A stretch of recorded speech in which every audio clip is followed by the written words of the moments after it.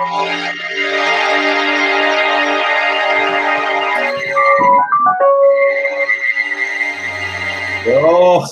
we're here.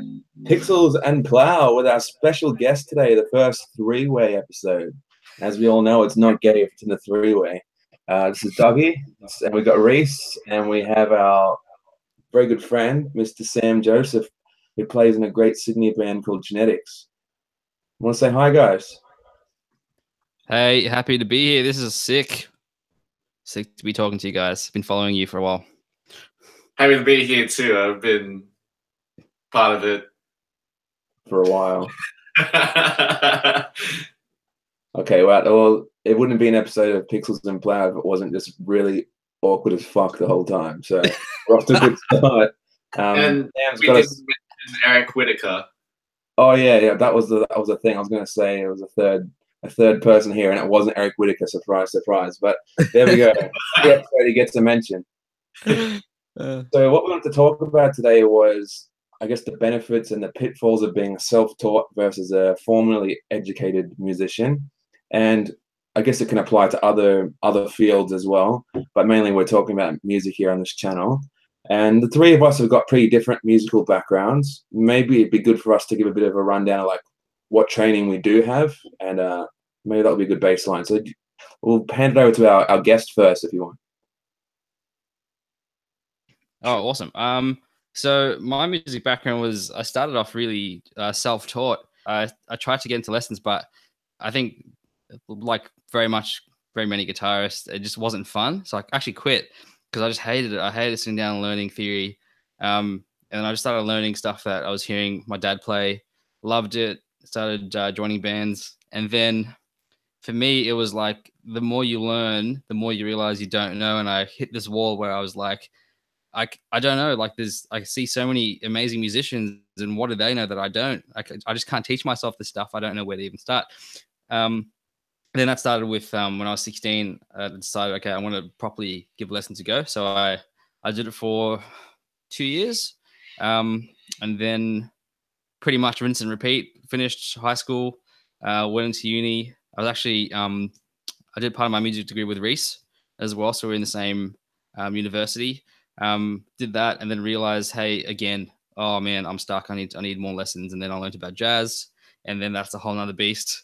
And then getting into composition and trying to learn as much about full music and harmony and just stuff like emotion and tension. It sounds really general, but once you dig into it, it's so complex. And then once I guess I kind of got comfortable with lessons, again, go off by myself, figure it out, how it works under my own fingers. And then now I'm getting jazz lessons again. So that's kind of the cyclical kind of motions of my music journey so far. I think it's going to be pretty familiar to a lot of people, what you said there. I wondered, like, what was your major in music when you were there? What were you focusing on as a part of your degree? Yeah, I focused on performance. Because I think it was just like, it was something I was really into. Unfortunately, I wish I did composition. I really wish I stuck down and just worked on composition, because it was the thing that was really, really challenging for me, was thinking laterally and vertically instead of just going, hey, I can play this really fast. Let me just go stick my balls out and show everyone I can do it. Yeah, I think that a lot of people, I guess even up to the limit of where I was formally educated, and that for me is just to the end of high school. I mean, I did music throughout all of high school as subjects within high school, but I never really pushed on to do anything tertiary at university. And even at that point in time, like when we got to choose electives, I think most people were really going for performance because it was a sign, I guess, a bit showboaty, and a lot of people are quite showboaty when they're still in that time of their life. When you're up to 17, 18, you really haven't developed a lot of maturity as a person. And so I think that the priorities are often very skewed. And so I think if I went on to do music, then maybe I would have done performance as well. And I think that really, to me, composition seems like the no-brainer. Or if you want to go into being a music teacher, then music education seems like something you'd go into. Whereas the other areas, I don't know, unless you're really going to be like an orchestra musician at the highest tier, maybe performance degree isn't the best thing for you, and maybe that's only going to really be applicable if you're going to a really fancy uni as well. So you guys both went to University of Western Sydney or whatever, Western Sydney University, WSU, wherever it's been rebranded now, right? University. Western WSU. Yeah. Was that called that the whole time you guys were there? I'm still getting used to that. Nah, I'm man. showing my age of 2 years old.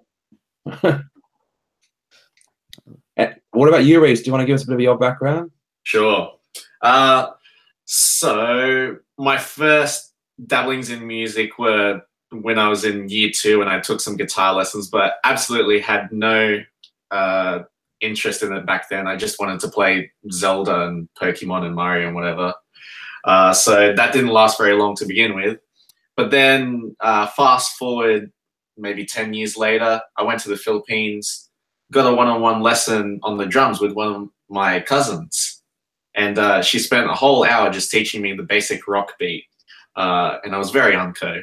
But once I got home, you know, I was just tapping on everything. So that was my gateway into that, sort of getting into the drums. But beyond that first lesson with my cousin, I was self-teaching myself on the drums. Just listening to songs, trying to copy what I was hearing. I was also very much a hardcore kid back in the day too, so it was a lot of like Avenged Sevenfold, Bless the Fall, stuff like that. But then when it came to like year 11 and 12, where I actually decided I was going to take music as one of my HSC subjects, that's where I started to take it a bit more seriously. I started taking guitar lessons around that time as well. So that's where I started to learn a little bit of the theory alongside what I was doing in the music class itself. But where I started learning the most was really when I went to TAFE to do a certificate 3 and 4. And then after that, doing the music degree with Sam at university.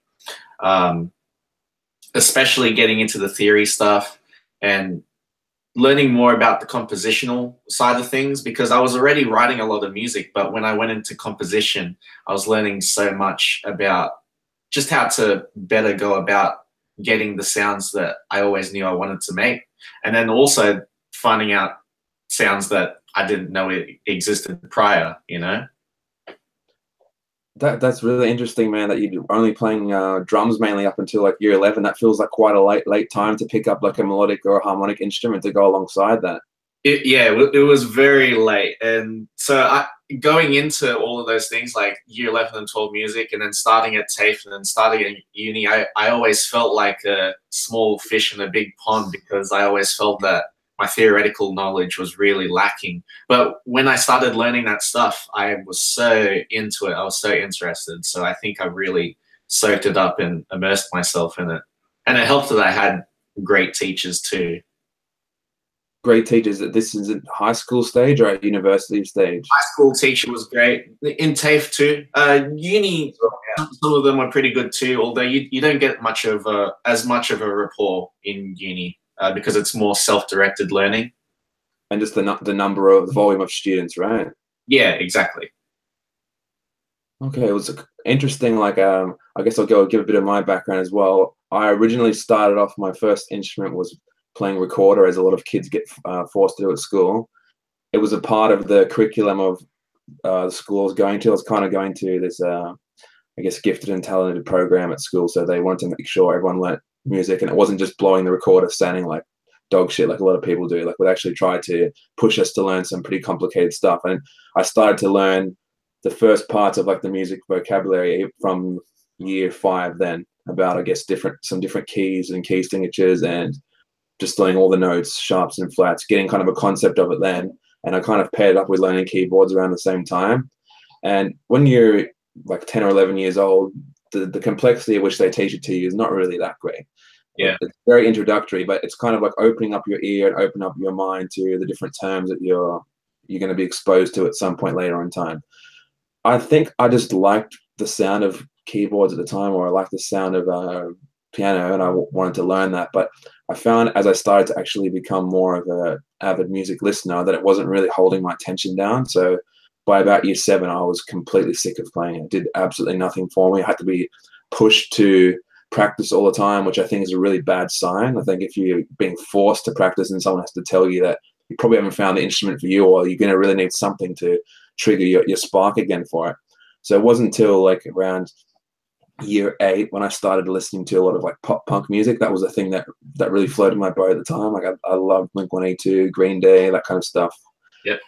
I felt like when I played those songs, actually energized me in a way. It gave me like this boost of energy when I was playing, which I never ever got from playing piano. Piano was kind of seen as, it was kind of like a challenge to me to try and learn songs, but I wasn't really feeling anything. But it took me a long time before I started getting into composition. I now consider myself more of a writer musician rather than trying to strive for any virtuoso playing abilities. I mean, I've spent a lot of time trying to get my chops up and learning to play the guitar well, but it took me ages to get into composition. I think I had to learn everything throughout school. I went up to Music 1. I did Music 1 at school, but our teachers taught us pretty much the Music 2 and extension curriculum, so we got a pretty good idea of like melodic and rhythmic dictations and pretty much all of the concepts of music. Went into quite a lot of detail about jazz, about classical music, 20th century harmony and that kind of thing. I actually was quite advanced for high school thinking about it now. So it's given me some common ground, at least with my friends who've gone on further to do university studies. But even stuff which I thought I didn't pay attention to at all back then, I found completely boring in school, I managed to hold on to it. So I think that when we get into this discussion about self-taught versus formally educated, like there can be completely different outcomes for people who have studied up to the same certain point just based on who they are. That's right. Wise, what school they've gone to, who they are as a person, really. I think it's like your learning style is a big thing, because I found a lot of commonalities between what Sam was talking about, how he's always wanting to just, there's something that's out of his reach. He's trying to understand it by getting lessons and trying to get his head around it. Except I found for me, going to guitar teachers wasn't the best way of doing that. I went to a couple of different guitar teachers and I found them really unhelpful as well. Like one teacher was good. He taught me the basics of a lot of different chord shapes and taught me a little bit about whereabouts different intervals are within chords and that kind of thing. So I could understand like why I'm playing guitar shape, as opposed to, you know, like people who start out playing guitar. They like know they're playing G or D or A, but they have no idea like why it's G or why it's D or what any of the notes are. And they don't even, people who've got a bit more knowledge, like who might have learned about triads, like just G, C and that kind of thing. They learn it's 3 notes, but on the guitar, they're playing like 5 or 6 notes and nothing really clicks in their head. Like, wait a second, I'm playing a triad, but I'm actually hitting 6 notes. What's going on there, right? So stuff like that, just my mind wanting to get behind the mechanics of things, I had to try and understand that. So I found my main learning approach has been mainly online learning and trying to find as much as I can. And I've obviously heard some really bad advice at times, but I think from listening to enough, I've managed to be able to get a good quality kind of learning experience overall from that. But I kind of don't know what I'm missing out on in some ways. So I'm quite interested to hear what you guys say you got out of the formal education part, because I try and almost create a formal learning experience for myself. Anything I don't understand, I try and go into and understand. And I'm following a similar path to you guys, trying to understand composition, trying to understand theory in more detail, trying to understand jazz as well, because jazz was like just completely destroyed my brain when I heard it before. There's been times when I originally listened to jazzy kind of music back in the day, and I actually hated the sound of it. I think my ear hadn't opened up to it, and I think it was just too jarring. Yeah. And then I got to a point where I'd hear like tasty, cool notes, like just things that weren't in the scale. I'm like, how are they doing that? It's not just a random thing. It's like there's actually some calculated approach for doing that. And that's what eventually opened up my mind to really wanting to understand harmony and understanding intervals. And also linking back to what Sam said, that whole idea of the tension and emotion and the release. Like you always hear about, you know, tension and release from early time in school. Well, from the time they start teaching you about like sus4 chords or something like that, you learn about tension and release. But it's much more of a broader concept than that, really. It extends so much more. It extends, like, I think, on a macro level where you want to try and build a contrast between sections of a piece, but it can also be down to like having like that kind of question and answer approach from phrases in music, where you've even got it down to the bar level, or even within a bar, you've got tension and release. So, yeah. So, Reece, I'm kind of interested when you were saying that you started to learn more about composition in TAFE and uni.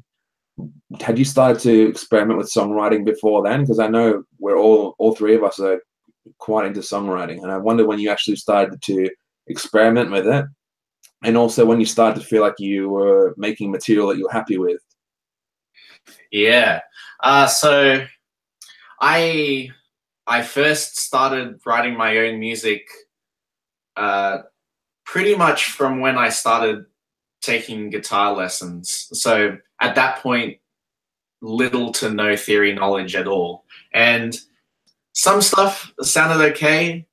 Other stuff was just very basic, and I was always sort of frustrated with them. I think part of it too was that I hadn't developed some of that guitar technique as well. So I just mechanically on the guitar, I wasn't that much aware of what was possible on the instrument. But so if you were to plot all of my writings throughout the years in chronological order, you would see a constant progression of where I'm experimenting with more and more ideas and concepts. Again, going back to when I was first starting out, there was a lot of power chords, and like a lot of the melodies actually just doubled up the root notes and stuff actually. But then when you go into TAFE, I was starting to learn about modes and stuff. And so one of the things I wrote towards the end of my TAFE stint, there were some instances of modal interchange at that point. And then going further. At the time, though, did you know it was modal interchange, or? Yes. Yeah. I didn't fully understand it, but that's what I was going for. And I sort of learnt to understand it more by implementing it like that.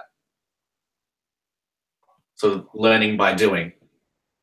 I think that's pretty good, even by that stage after finishing high school, to get that concept. Like, I don't think I really understood it till a bit later on. Yeah, like I said, I really sunk my teeth into it. Like, yeah. But yeah, and then different time signatures, exotic scales, expressive techniques, and even just it's even happened recently where I've been starting to collaborate with David Eaton. He's been recording keys on my album, and even now I'm learning about like other keyboard tones that I wouldn't have thought of before. Before I would have just been like, oh yeah, pads, piano, whatever. But getting into like mellotrons and like organs with different rotary settings and stuff, it's a great big world. It's nice. Did you just say mellotron?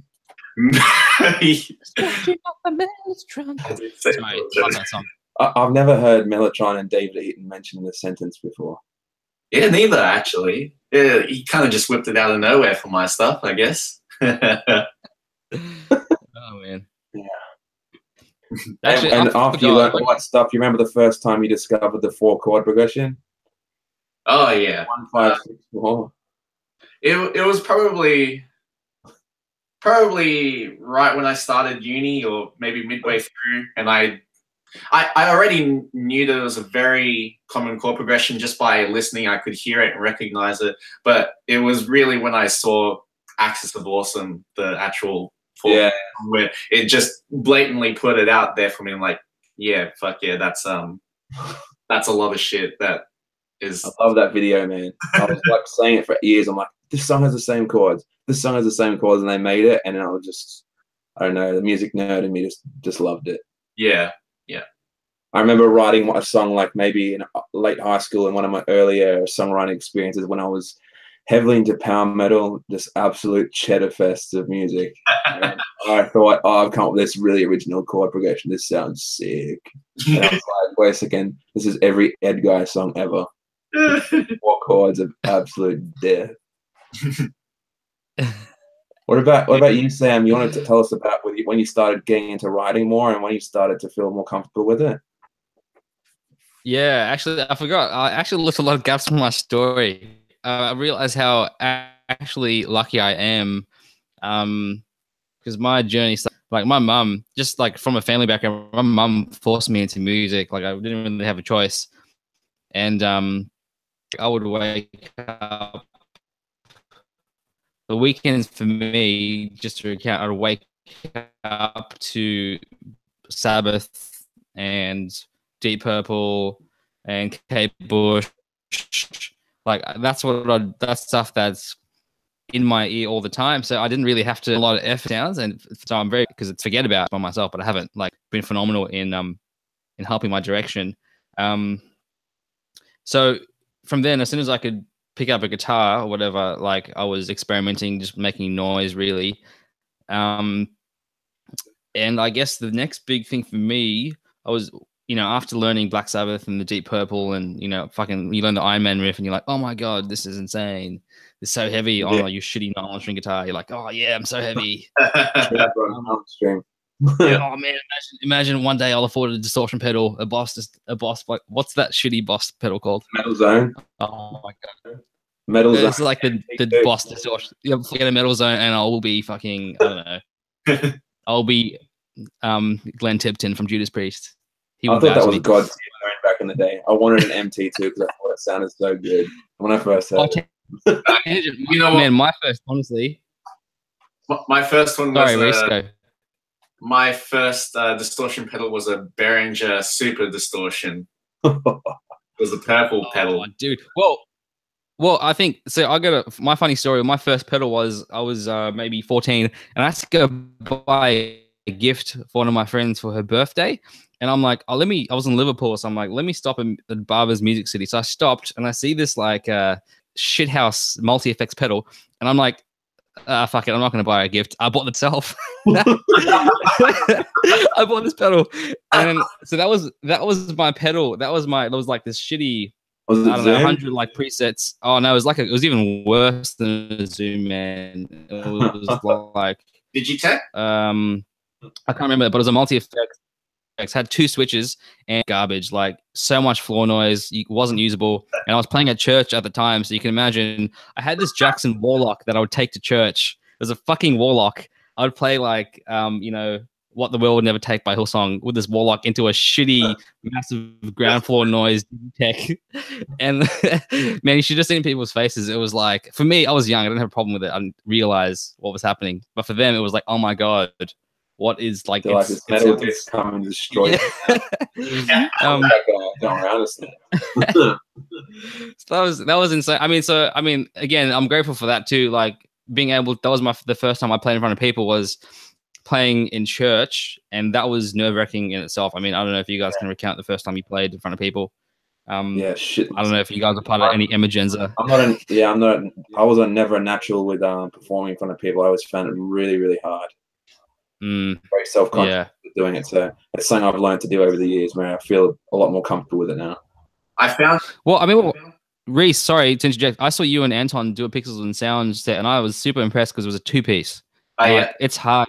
It's nerve-wracking, dude, because you don't have someone covering your shit up. You're naked, right? Yeah, that's right. But yeah, I always found I didn't find performing too nerve-wracking to begin with, because my first performances were on the drums, and so I always felt shielded in that I had this massive instrument in front of me as well as the rest of the band. The first time that I did a performance singing, I didn't even play guitar at the same time. My friend played guitar, so I was just standing there with nothing in my hands, just at the microphone. That was, yeah. I've got goosebumps, man, remembering my first time doing that as well. It's hard. Yeah. Hard, yeah. I think the vocals, like sometimes when you're playing an instrument, you're one level removed with when you're playing an instrument, whereas the singing is like, that's just coming straight from you, and my inner critic is very harsh on myself about it. So tough the first time doing that. I remember myself, because I was playing in high school. I was trying to be really ambitious. I was like, I'm going to push my virtuosity. and I learned Glasgow Kiss by John Petrucci. And like honestly, thinking about it now, I had to learn the song 3 times over because I didn't realize it was alternate picked. Yeah. Right? You guys remember, you know the song? So Yeah. I did it. I was playing it, and I thought it was he was sweeping, and I had to learn it like 3 different times to get the technique. And then I got on stage in front of the school assembly, and I was playing, and I was like, you know, it's bad when all you're thinking is, don't fuck this up. Don't fuck this up. Yeah. Oh my God, I missed that note. And so your internal critic is just taking a shit on you all the time. And I watched the video back now, and I'm like, you know what? Yeah, that sounds really good. But at the time, I did not enjoy it. Like it's too nerve-wracking. So much pressure I put on myself. And it comes really, I don't know. I think with maturity, you realize, you know what? Like I'm here. I've done the work. If I haven't done the work, I'm not ready. It's too late now. I'm on stage. Just love it, enjoy it, kind of thing. Yeah, I try and definitely take that approach now for the most part. Like sometimes you can still be a bit critical of yourself, but you got to have fun at least when you're there. Otherwise, what's the point, man? You're going to look back in a few years' time. You never really know how long you're going to be playing with particular groups of people as well. You can try and make it work as you want. You don't want to miss out on that great time you have with them. Yeah, 100%. So when did you start getting into writing, though, dude, Sam? Okay, so I've always really, back in the day, let me think. I can actually wait. Give me 2 seconds. I can think about my age. It was back in maybe when I moved to Australia when I was 12.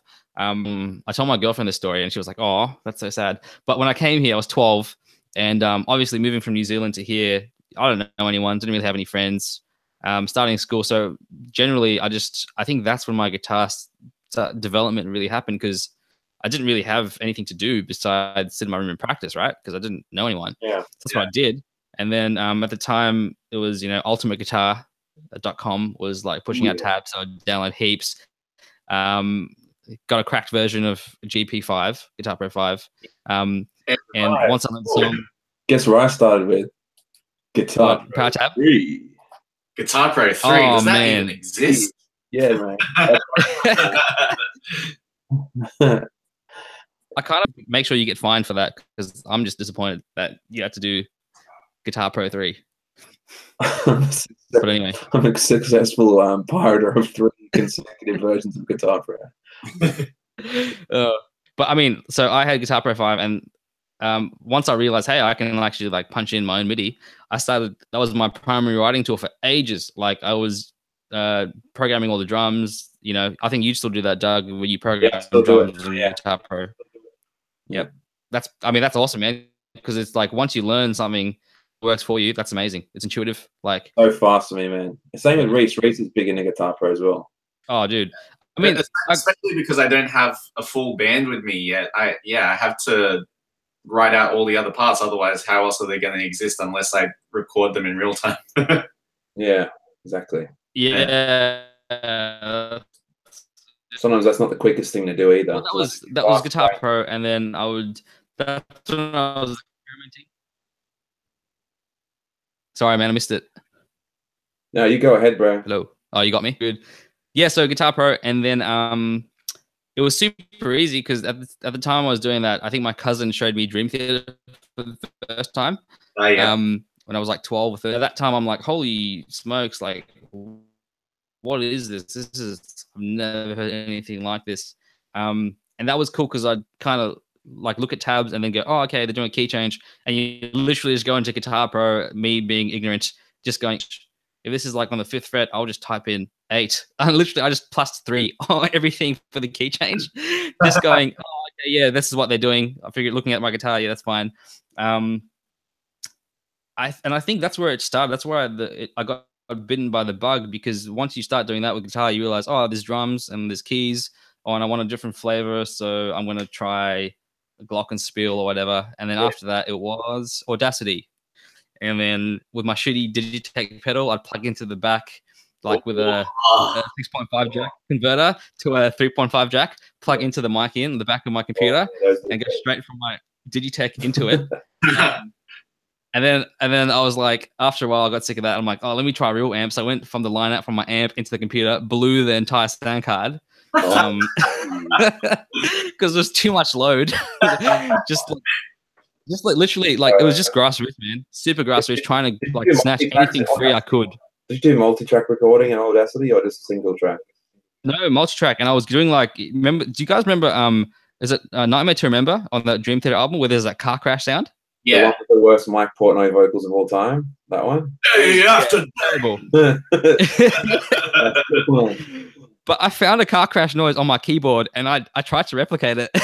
So I got to find those recordings. It's just so shit. It's like a keyboard straight into it with like multi effects. So that was my first multi-track live recording. I guess. So you got recording and composing around the same time. It wasn't like you had these songs in this composed form that never got recorded for years. No, so it was for me. I had stuff sitting there for ages. I never knew how to record it. They just existed in Guitar Pro.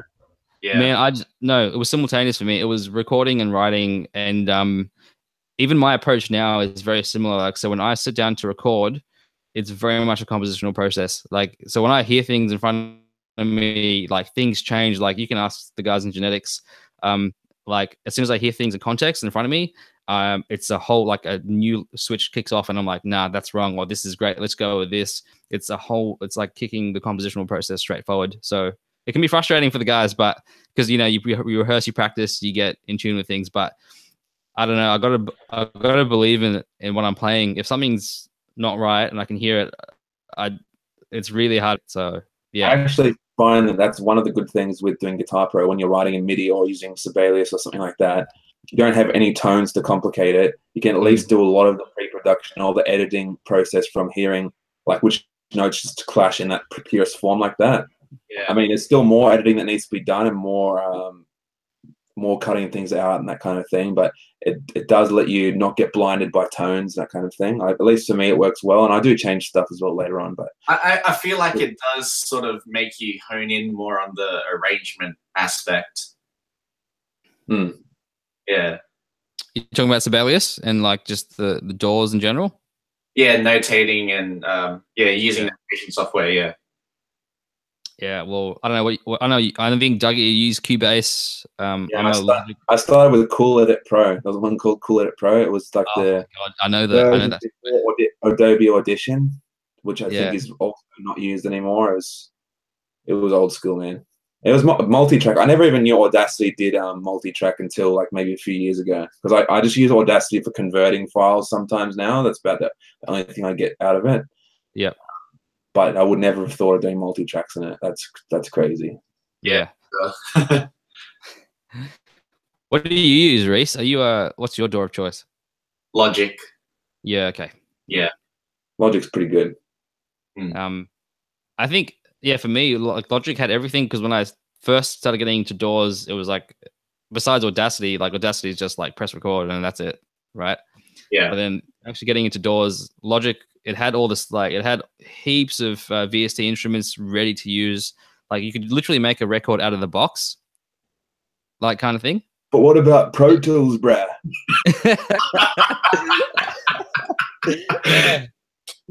Man, honestly, I'm just gonna be honest. I'll be honest. I just think I wasn't smart enough to use it. Hey, like I didn't get it. It was just so complicated. Me too. I could not get my head around Pro Tools. It felt very frustrating. Yeah. It feels awful compared to Cubase or Logic. I could not use Pro Tools over one of those two. If I was a Mac user, I'd be on Logic 100%. Yeah. You should, man. You should. I mean, it's I think I haven't moved away from it. It's like the back of my hand. I know how to do everything I want to do in it, so it makes no sense to change. Yeah. Yeah, cool, man. I mean, back to the composition process. Like how, like influence versus trying to find your own way. Like, is there a balance? Do you guys actively seek new influences? I know, because me personally, the reason I'm asking this question is like, that's my whole thing with jazz. Is like I heard it, I didn't understand it, and I wanted to get it under my fingers, so I chased it. You know, I've been chasing jazz for a little while. But what about you guys? Like, I think jazz as well for me. I wanted to understand it more from being able to apply, I guess, those out of scale moments for me. And I guess it comes down to understanding that modal interchange kind of thing, where you can switch up modes over different chords and understanding harmony a lot better, but not really to actually write pure jazz or really to play standards so much. I mean, I've tried to deconstruct standards. We've talked about that before, Sam, as well, just trying to understand the chord changes. and kind going of through the real book. What the fuck, man? You were getting through the real book at one stage, weren't you? Yeah, I was getting to real book. I did a lot of songs now, just trying to figure out, like, just do the Roman numeral analysis just to see what's working and find, like, oh, wait a second, there's this 6 change there. What's happening? Which key relative to which key has happened there? Which chord in each key and that kind of thing. Yeah. And just trying to understand that. So, but it was never to write jazz music. My main outlet is writing either for Anubis or for Hermina. So I'm either writing progressive rock or progressive metal stuff. And the Hermina stuff is the stuff where I have more of a clear say on the vision of it all.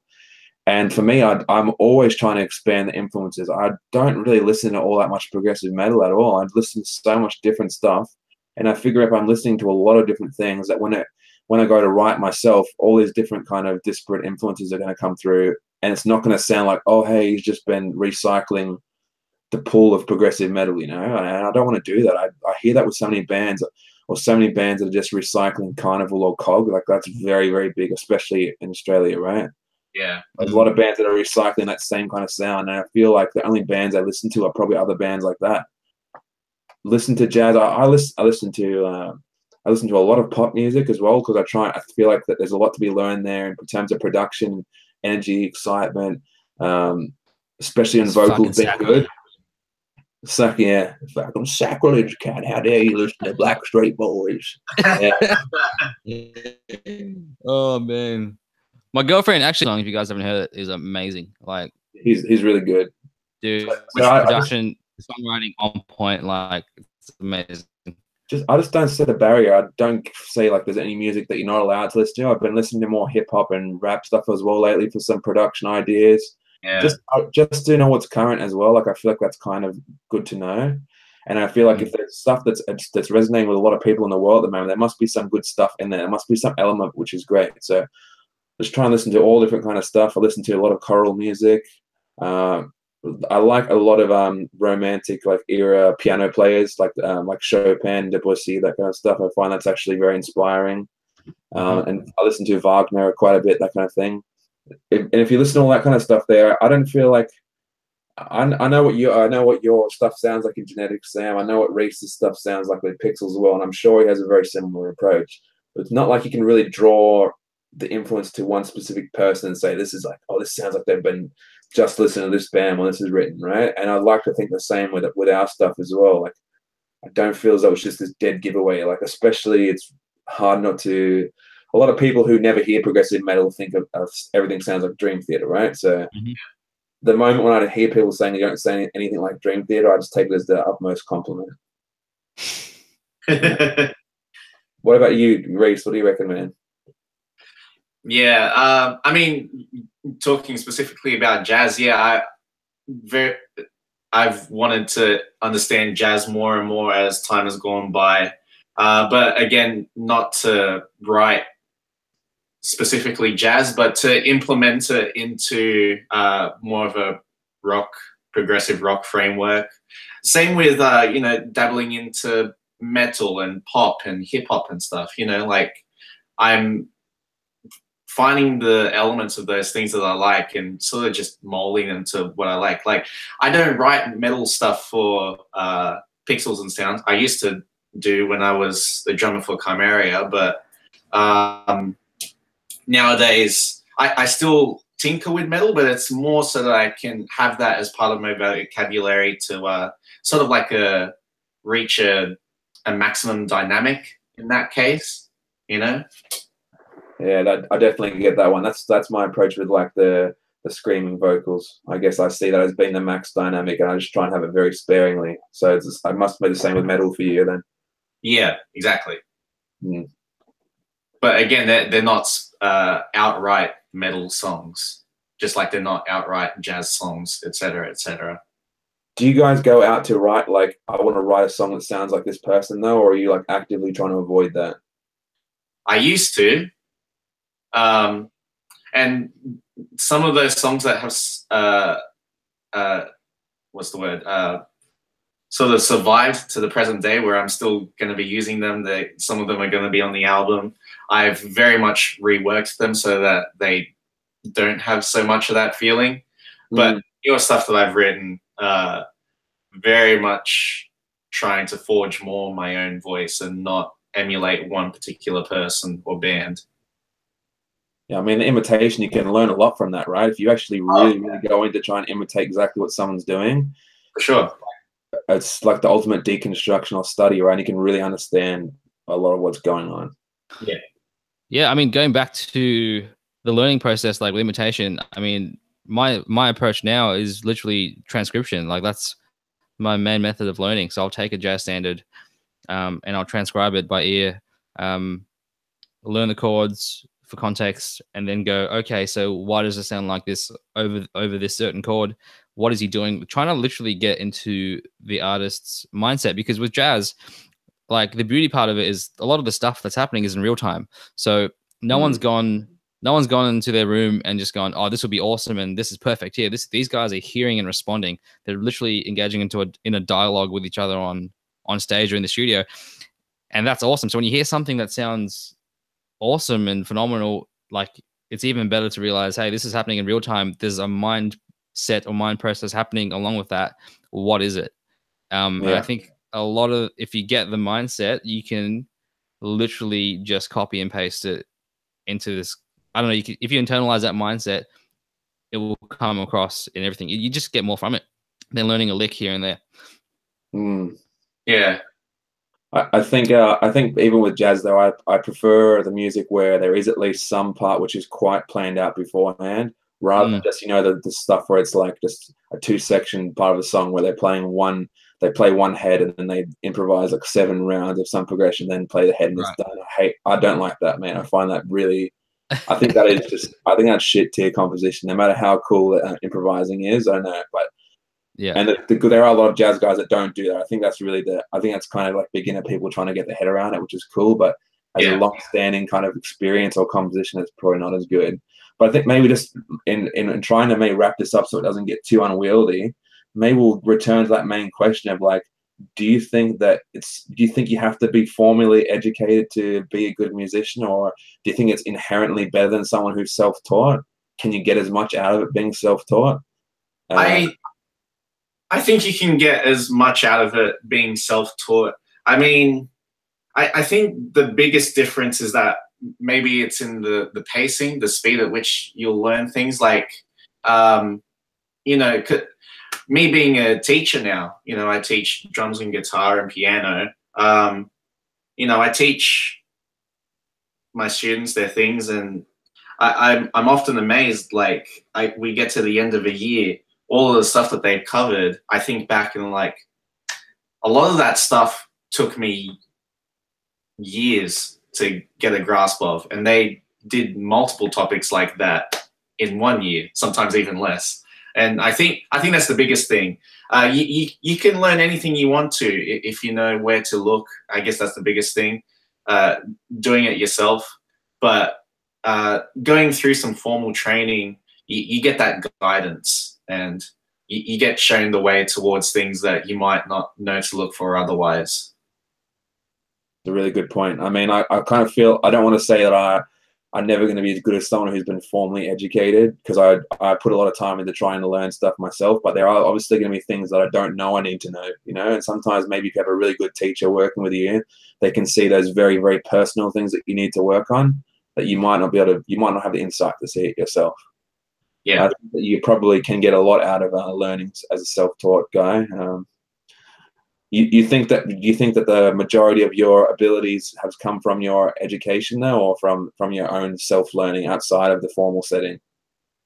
I think I got a lot of the mechanical playing skills from teaching myself, but I think I got a lot of the understanding from the formal training.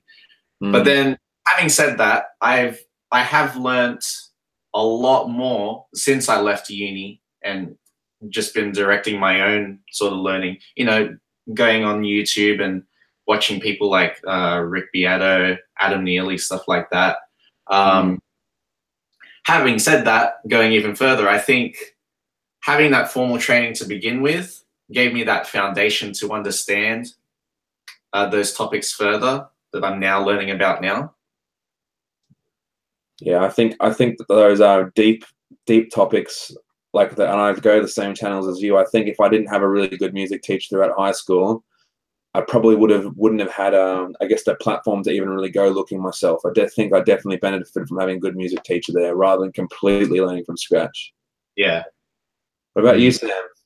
Yeah, for me, I think it definitely for me, my personal experience was like I've just chased the things that I've been interested in my whole life. So I think with music teachers, I had a pretty good teacher in high school, but after that, like my formal teachers have been dog shit. Not gonna lie, like hated them.